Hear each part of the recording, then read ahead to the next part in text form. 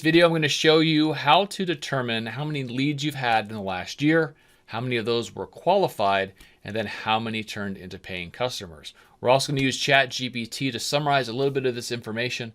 So I'm using agency X-Rate. I'm in the leads table, and I'm in the all leads. So this is every single lead, right? Like 600 leads since 2018.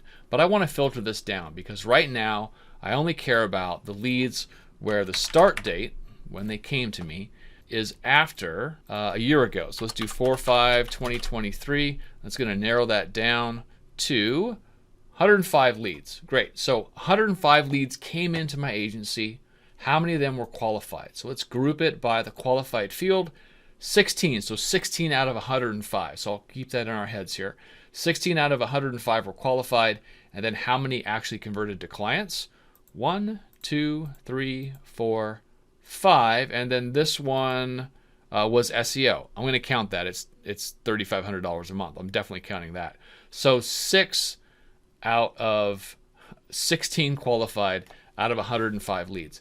Okay, so I'm going to ungroup this because I want to pull all the reasons why somebody did not work with us. So I'm just going to copy all these reasons here, put it into ChatGPT, and say count this information and group it.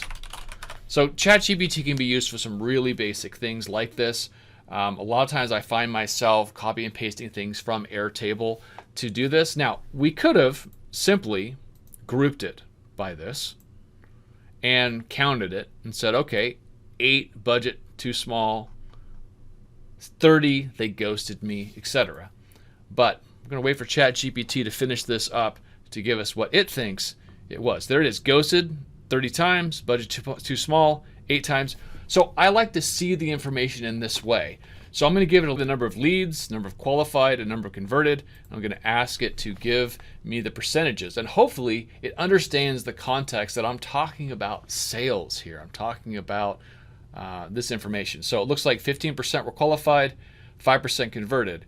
And of those that were qualified, 37 converted. So it even knew there's 2 different ways to calculate conversions, from the number of leads to sales or the number of qualified leads to sales. So those are my tips for today. Hope you've enjoyed. Thanks.